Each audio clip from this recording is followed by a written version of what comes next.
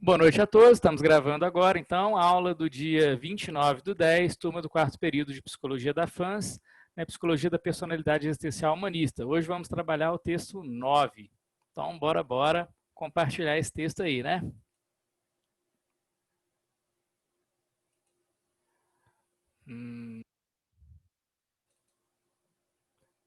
Deixa eu ver se ele vai abrir.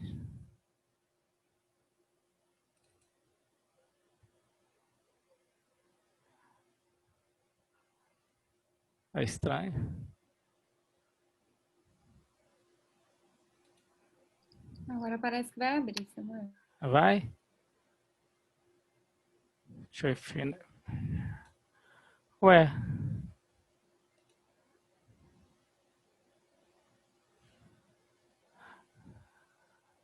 Abriu? Não. Interrompe o compartilhamento de tela, abre ele e depois compartilhe novamente. Fechar aqui tudo, né? Stop share. Deixa eu abrir ele antes aqui, que eu acho que vai ficar melhor.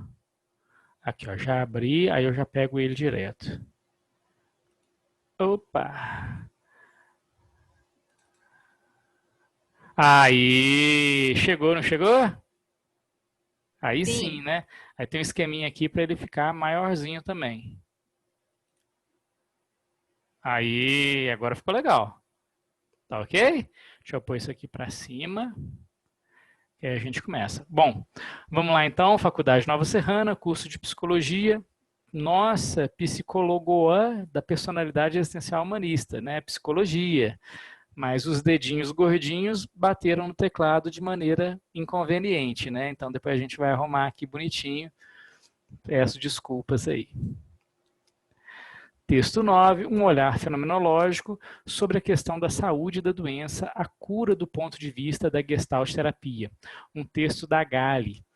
Esse texto ele é muito legal porque ele vai falar a personalidade, né, vai falar sobre a personalidade, que é o assunto da nossa disciplina, só que essa pegada agora já é um pouquinho mais diferente. Na verdade, a unidade 3 toda eu reservei para a gente pensar em textos com uma certa aplicação. E esse aqui ele está mostrando como que a teoria da personalidade está aplicada nesse conceito de cura da gestalterapia. Então, vocês já vão notar uma mudança em relação aos textos anteriores, que eram bem mais teóricos, e esse aqui ele já faz umas discussões mais voltadas para a prática profissional, que eu acho que é bem válido também, né? Eu acho que a gente fez o dever de casa no conteúdo teórico, né? Então nada mais justo, né, do que agora a gente se deliciar um pouquinho com as aplicações práticas disso que a gente aprendeu. Bom, vamos lá. A perspectiva, então, de uma psicopatologia fenomenológica, ela toma suas origens da filosofia alemã, especificamente daquele camaradinha que a gente gostou muito, né, o Russell, né, em 1859 e 1938, e depois com Heidegger, né, de 1889 a 1976. A contribuição, então, dessa fenomenologia, ela conduziu uma pluralidade de pontos de vista em psicopatologia. Na verdade, não só em psicopatologia, mas eu acho que nas ciências como um todo. Vocês veem que elas foram numa oposição ao positivismo, ela saiu um pouco daquela questão cartesiana de se fazer ciência para pensar no fenômeno, não é verdade? E aí isso aí mudou a orientação de muitos estudiosos dessa época. Bom, dois métodos, então, eles são mais conhecidos. Um primeiro, a gente pode qualificar ele como descritivo de fenômenos, que é de um autor chamado Karl Jaspers, né, em 1883 e 1869, cuja concepção da psicopatologia ela vai se ocupar, sobretudo, dos doentes. Eles vivem, né, e visa desvelar as significações dessa doença para o indivíduo. E o segundo método é o do Ludwig Binswanger, de 1881 até 1966, a data desse profissional. E o seu trabalho conduz a Dasein-Análise. Eu acho que vocês já devem ter escutado esse termo, né? Dasein-Análise ou análise existencial ou análise da presença humana. Dasein-Análise também ela vem, né, da teoria do Heidegger, né, do Dasein, que é o ser no mundo, a relação entre indivíduo e mundo. Vocês lembram disso, do Dasein? O Dasein é um ser aí, o Dasein é um ser Zundok, é um ser lançado na existência, um ser lançado no mundo. E aí a Dasein-Análise seria uma análise existencial. É a mesma coisa. Até aqui, estamos tranquilinho, estamos juntos? Esse é mais ou menos aí o primeiro parágrafo, comecinho do nosso texto aí. Então, vamos lá. Vamos lá. Aí. A reflexão do Heidegger, então, na obra Ser o Tempo, que é a principal obra desse autor, possivelmente a obra mais discutida dele, é o Ser e Tempo. Né? Quem quiser, inclusive, é um livro que vale super a pena. Tem ele em 2 volumes ou em um volume só, mais grossinho. Né? 617, de 1927, pode ser humano. Segundo Binswanger, tornou-se indispensável para a psiquiatria enquanto ciência. A noção de ser no mundo difundiu-se amplamente pelas ciências humanas, ou seja, essa visão do Heidegger, ela foi muito bem aproveitada, inclusive aí na psiquiatria enquanto ciência. Ela relaciona agora a gente, né, com essa visão, a gente consegue sair um pouco daquele modelo biomédico para pensar num modelo mais amplo de saúde e doença. Né? Aí a gente pode aqui viajar em várias disciplinas que vocês já tiveram, que eu acho que está tudo muito bem relacionado. Por exemplo, quando vocês falam de saúde coletiva, quando vocês falam de políticas públicas, quando vocês falaram da reforma psiquiátrica, por exemplo. Olha que bacana, como é que a gente passa a ter uma outra visão de saúde, que não é só mais a questão de saúde como ausência de doença. Né? Passa a ser a saúde como um bem-estar psíquico, um bem-estar social, um bem-estar espiritual. Não é verdade? Né? O ser no mundo, então, ele pode ser desmembrado em 3 partes. Eu achei isso aqui muito bonito.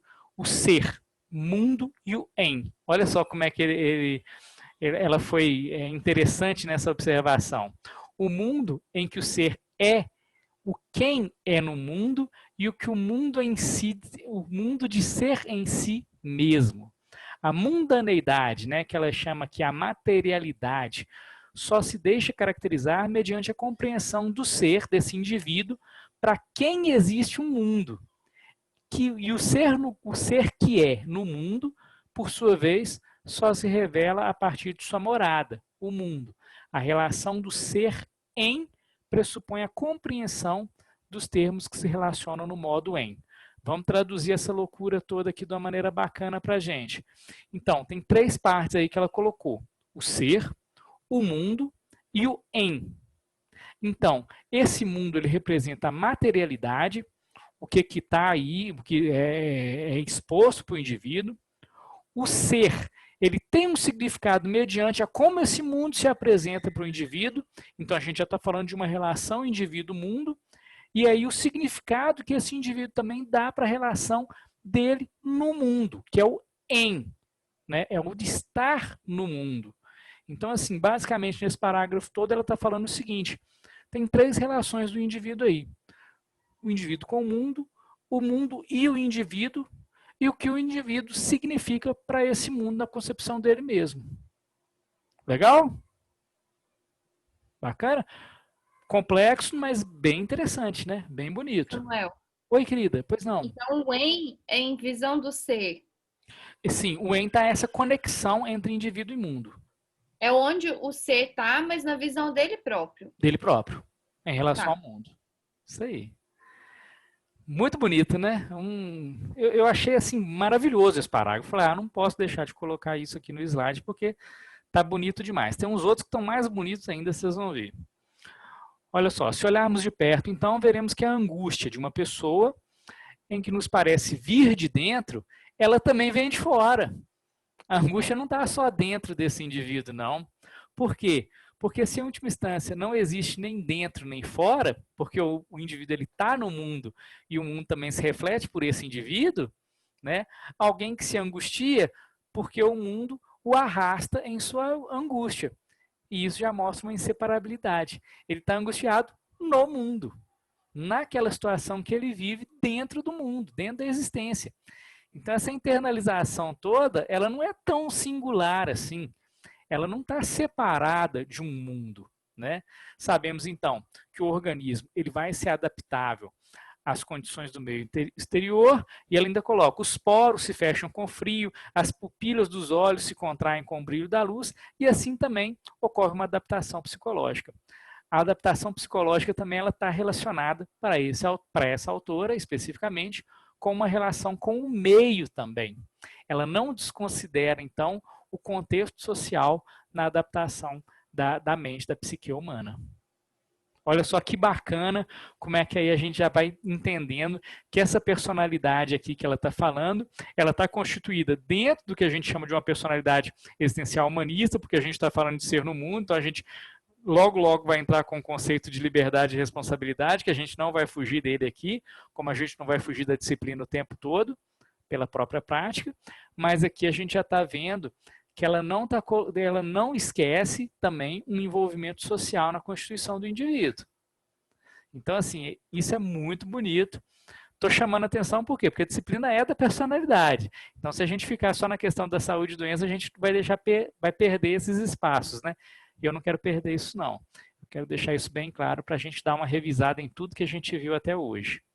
Acho que a hora é agora.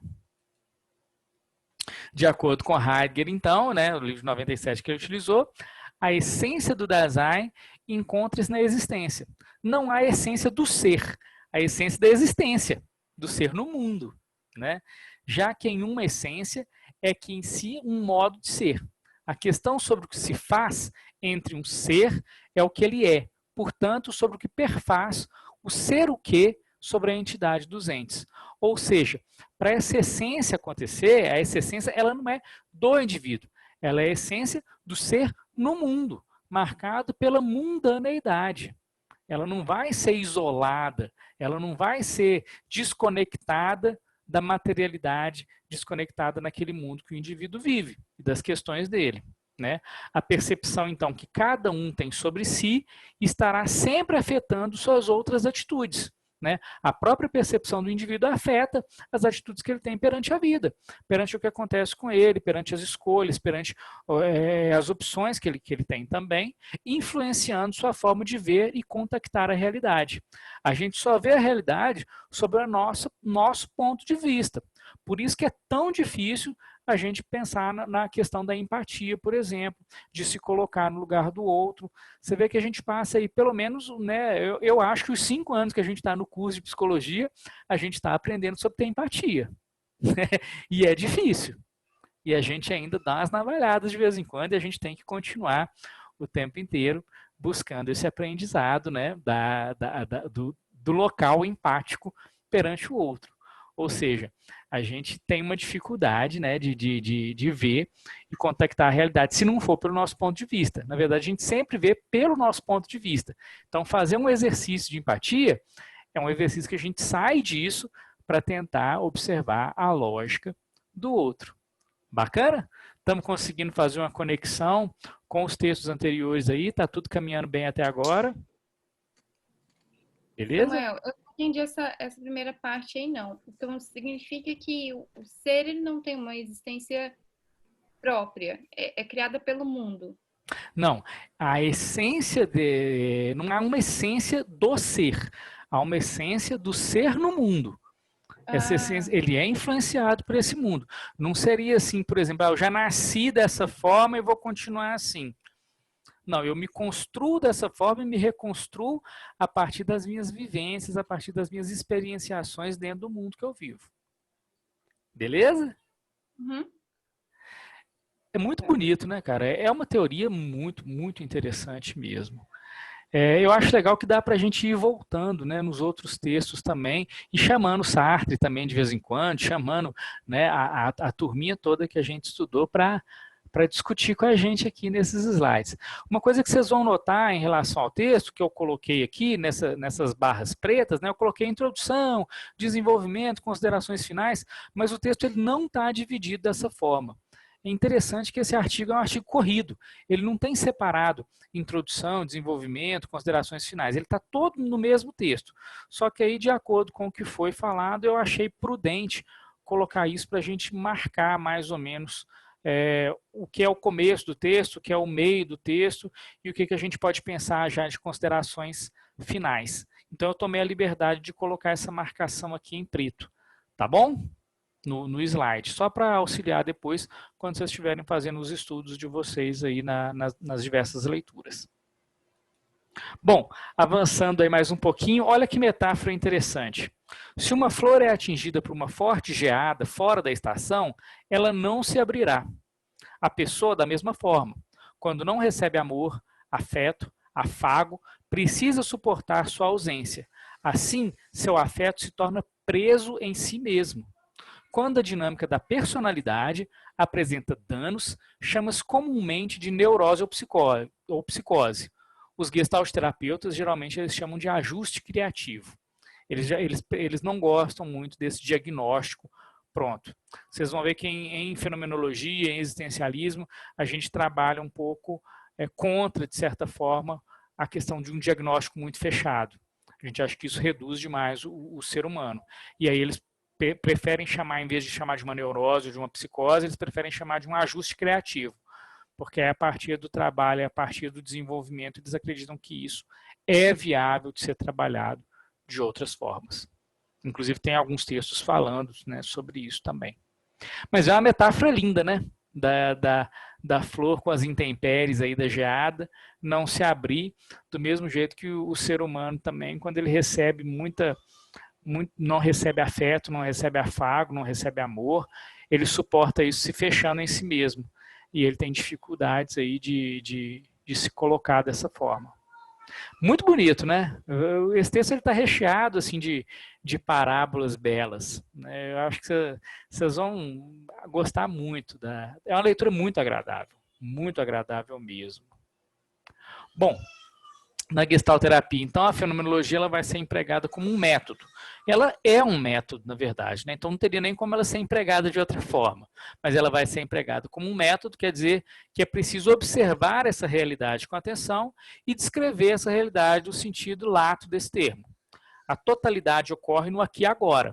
Então ele vai marcar essa questão temporal e ela vai marcar também essa questão consciente.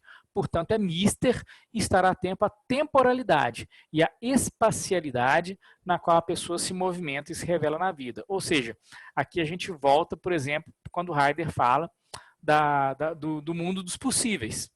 Né? Isso seria a espacialidade. As opções que se tem, né, no desenvolvimento.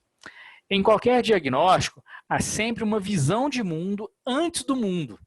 Ou seja, o que ele está colocando aqui? Num diagnóstico, há sempre um preconceito, uma ideia pré-estabelecida antes de se ver o mundo, uma teoria antes de uma pessoa, um saber antes de um acontecer. Diagnosticar, então, para alguns desses autores, como é o caso do Pius, é aprisionar o ser do outro. Ele não vê com bons olhos, então, esse diagnóstico. É claro que é uma visão desse autor e de alguns outros também. Fez a ruptura com a frieza e o distanciamento para dar lugar ao encontro humano e ao conviver. Ou seja, ele acha mais interessante a gente tentar buscar isso sem um diagnóstico pré-estabelecido, mas entender esse processo como um todo antes de uma classificação diagnóstica. Isso eu acho muito importante, por exemplo, assim, não que eu seja contra o diagnóstico também, não é isso. Nossa senhora, falta só 10. A gente está no comecinho ainda. Mas vamos lá. Não que você seja contra um diagnóstico, mas que é interessante pensar o quê? Pensar que muitas vezes, se eu chegar em um processo terapêutico com o encaminhamento, por exemplo, de um aluno de uma escola, e esse encaminhamento já tiver com um diagnóstico fechado, isso pode influenciar a minha maneira de ver esse indivíduo. E eu posso errar feio com esse paciente. Eu posso errar feio com esse meu cliente.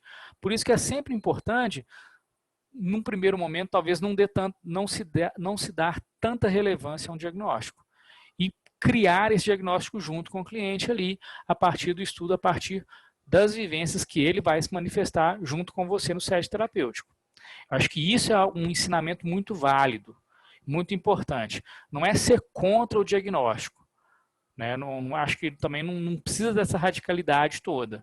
O diagnóstico ele tem uma função, sim, interessante, né, de qualificar e de classificar, mas eu acho que tem uma coisa mais importante que a gente faz, que é não rotular o indivíduo e procurar entender esse indivíduo a partir das manifestações que ele traz naquela temporalidade, naquela especialidade dentro do nosso set terapêutico.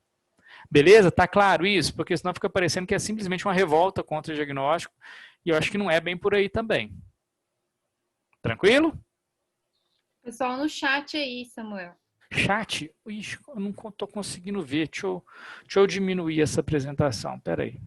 Ó, Patrícia disse assim. O chat é assim, ó. Você está correndo. numa correria e nós estamos de galope atrás, não está conseguindo alcançar. Ah, não, não, eu vou abrir esse chat aqui, deixa eu voltar Né, ele aqui. Patrícia? Opa, preocupa não, O chat é isso. O chat é isso. eu me atrapalhei todo aqui, cara. Eu vou ler para você, Samuel. Ah, Rubem, então, por favor. A Patrícia disse assim, Samuel está acelerado hoje ou é impressão minha? Patrícia, ele está acelerado, acho que tomou uns Red Bull. Não é? É isso que eu falei. Você está num galope e nós atrás, custando alcançar. Vamos pisar no freio, então. Vamos pisar um pouquinho. A Liz colocou assim, concordo, pode sim influenciar, acho que relacionado ao diagnóstico. A questão do diagnóstico, perfeito. Não, vamos devagar, então. Vamos pisar no freio aqui. Tá, vamos tentar dar uma retomada, uma recapitulada, até chegar nesse slide, então, aqui, pelo menos oral aqui. Bom, a gente está, então, num texto falando sobre a questão da doença dentro da visão de cura da gestalterapia. Aí a gente está retomando aí um conceito de personalidade que ele está marcado pela liberdade, individualidade e liberdade e responsabilidade do indivíduo, que é aquele conceito existencialista mesmo que está dentro dessa escola também. A Gestalt é uma escola que ela está muito próxima, né, à questão, apesar que ela tem algumas influências também de outras linhas, né, na minha opinião. A Gestalt, então, ela vai estar tentando trabalhar com esse indivíduo, ela vai, num primeiro momento, não aceitar de pronto um diagnóstico pré-estabelecido para fazer uma construção teórica em relação a isso. E essa é porque ela acredita que esse rótulo, ela vê um diagnóstico muitas vezes como rotulador e aprisionador desse indivíduo. E ela não quer isso. Ela quer conhecer e fazer essa formação para pensar nesse momento. A personalidade desse indivíduo, ela é constituída, de acordo aqui com essa teoria, a partir também de uma interação social, uma interação com o ambiente, uma interação com o mundo. Por isso que a gente fala no ser no mundo, né, no Dasein, no ser aí. E esse significado, ele é marcado pelo indivíduo no mundo, pelo indivíduo na materialidade que é o mundo, mas também a influência dessa materialidade no indivíduo e a percepção desse indivíduo de estar dentro de determinada realidade, materialidade e temporalidade. Então, a gente está dentro de uma esfera específica, social, que ela é marcada pelo tempo que a gente está, pela nossa cultura, pela nossa época, e também pela sociedade que a gente vive, pelo local que a gente frequenta, que a gente está inserido. Basicamente, eu acho que, tentando dar uma resumida, foi isso que a gente batalhou até agora. Deu uma melhorada no galope aí ou ainda tá meio puxado? Como é que é aí? Eu estava entendendo, só que eu estava te achando assim muito acelerado, agitado. Ó, Patrícia, você que tá aí, agora que eu tô vendo. Não, tranquilo. Então estamos dando uma desacelerada aí. Então tá, vamos. É que eu empolguei um pouquinho. Você está feliz por causa dos acontecimentos, tá dando para perceber daqui.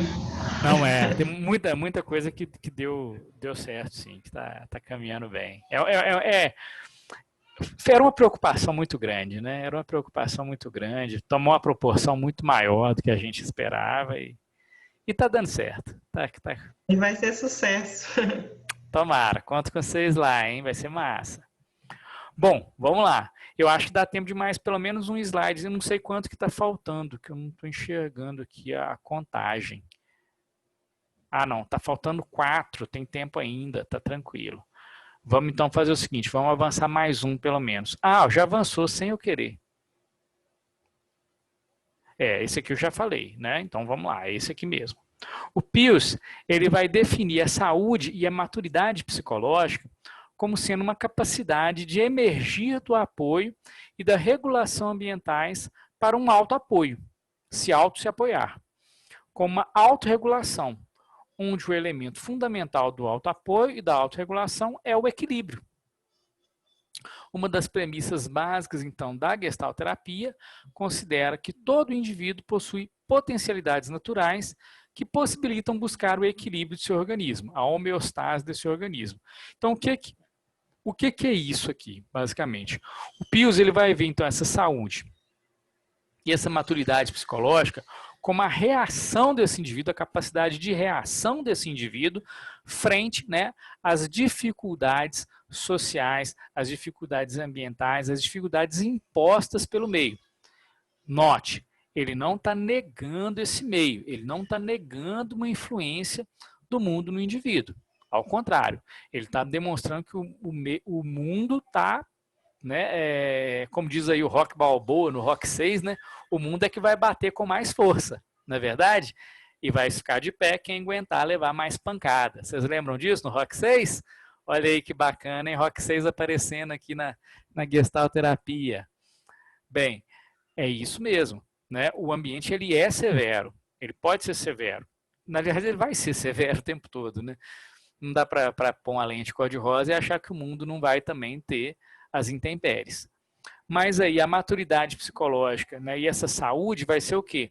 Você conseguir um autoapoio, uma autorregulação, mesmo, né, com essas dificuldades todas impostas. Se a gente for fazer um paralelo com o texto da aula retrasada, né, que foi o texto da aula passada, não sei, foi da religião, a gente vai ver, por exemplo, que essa religiosidade ela está aí. Ela é esse tipo de esfera integradora do indivíduo, de acordo com a teoria do Viktor Frankl. Vocês lembram quando a gente falou um pouquinho? Acho que a gente falou aqui nessa turma da logoterapia. Não falou um pouquinho da logoterapia? Se não falou, depois vale a pena dar uma pesquisada. A logoterapia do Viktor Frankl, ela coloca 3 dimensões do indivíduo. Uma dimensão biológica, uma dimensão psíquica, né, que está marcada aí pelo social também, e a dimensão espiritual, ou noética, ou noológica. Essa dimensão espiritual, noológica ou noética, ela vai ser a dimensão reguladora do indivíduo. E aí o valor que Frankl dá à espiritualidade e o que ele mesmo chama de fazer uma psicologia com espírito, né? Que é legal esse termo que ele usa. Então, assim, eu acho muito bacana quando a gente pensa, eu vejo muito essa autorregulação e esse autoapoio nesse sentido, numa segurança que ultrapassa a questão psicofísica para a gente pensar numa vivência transcendental do indivíduo. Né? Parece um pouco complexo, mas eu acho que tem muita lógica. Então, o equilíbrio vai ser essa base da Gestalt e o indivíduo ele vai ter potencialidades naturais que precisam ser despertadas, né, para possibilitar buscar esse equilíbrio, né, no organismo ou homeostase. Estamos juntos aqui nesse slide, belezinha, tranquilo? Acho que vai cair agora. Caindo aí, a gente já continua, já volta para a gente continuar esse período aí, tá bom?